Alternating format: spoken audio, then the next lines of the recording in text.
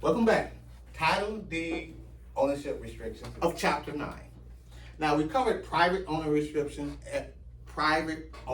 restrictions as well as government ownership restrictions. And in the private ownership restrictions, the one that I want to speak in depth on were liens.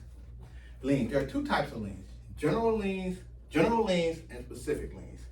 General liens do not apply specifically to the property. General liens include judgments, income tax lien, and estate tax lien. They can apply to all the assets of a debtor, not specifically to the property. Specific liens are specific for the property or for a property. For instance, special assessments are liens embedded on their property. Municipality may create a special taxing district where we're going to put sidewalks in, and everybody has to pay $2,000 for their proportional share of the cost of the sidewalks. That's definitely a fix to that real property. It usually is embedded as an extra premium in the tax bill, but it's specifically for that property. Specific liens include property tax. We spoke on property taxes before. It's a specific lien, it's a specific government lien, in this case, government imposed lien. It's specific for that parcel, that property, okay? And the other specific liens are mortgage. I believe, can you read it? It says, what it says, mortgage, vendor, and construction. Okay, from the previous chapter, if I'm not mistaken, we said the mortgage is a lien against the property. Banks don't give mortgages, they give loans. Mm-hmm. The borrower is giving the bank a mortgage. What is the borrower giving? The borrower is giving the bank a lien or interest in their property. So that mortgage is a specific lien that was given from the borrower back to the bank, giving the bank an interest in the property. A vendor lien is someone does work and has a claim against the property, they can file a lien against the property in order for the repayment, specifically for that property. Similar to a construction lien, we may know that, a contractor. A contractor is contracted to do some work on a property, they expect to get paid, they would like to get paid. They're not in work to get liens, they're in business to get money. If they don't get paid, they can file a lien against that specific property where they perform the work. So those are specific liens. General liens, as we said, are IRS, and state taxes, right? Okay, but specific liens, mortgage, vendor, construction, and property taxes and special assessments. Now, lien priority order. Judge. Have a question? Oh, judgment. Judge. And judgment. Judgment on the general side. Now the next question, as it relates to liens. Lien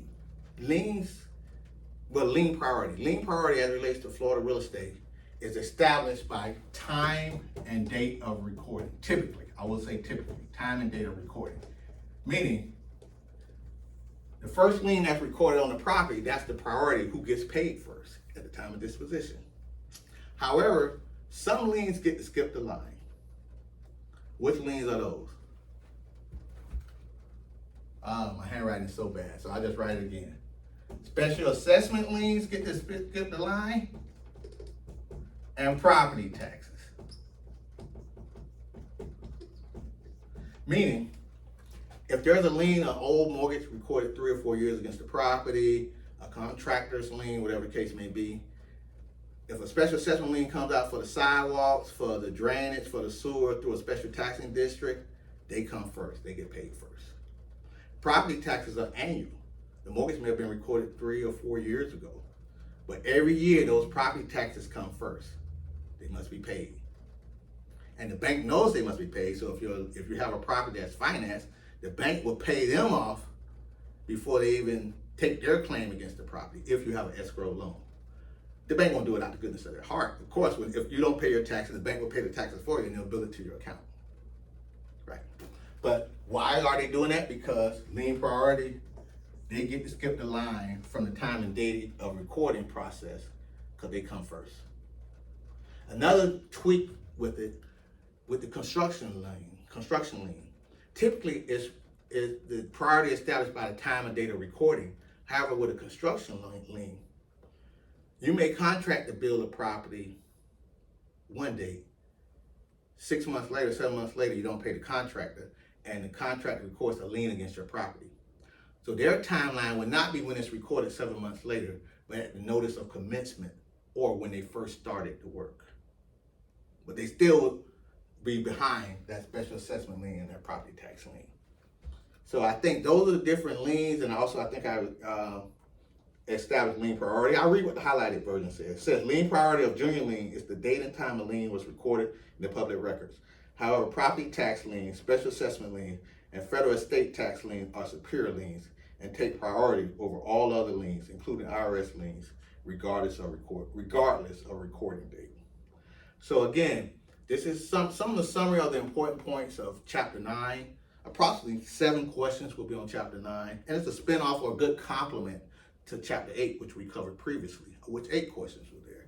So, and I think these are very practical questions, not only for the exam, but just for your general real estate knowledge. Don't buy property without title insurance.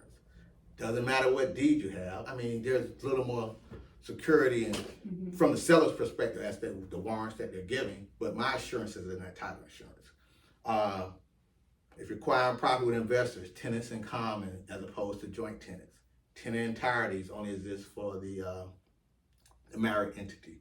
So it lets you know how to take property, how to acquire property, and the uses on property. You got to pay property taxes, special assessment liens, uses of certain properties. You buy a certain property in certain communities, there may be private restrictions, deed restrictions in terms of what you can build or cannot build or can do or cannot do, the private restrictions.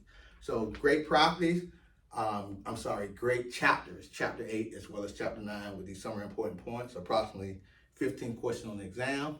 Wish you well. I'm Professor V, Victory Realty Finance Academy, and we continue to open mind and open doors as you pursue your Florida real estate license.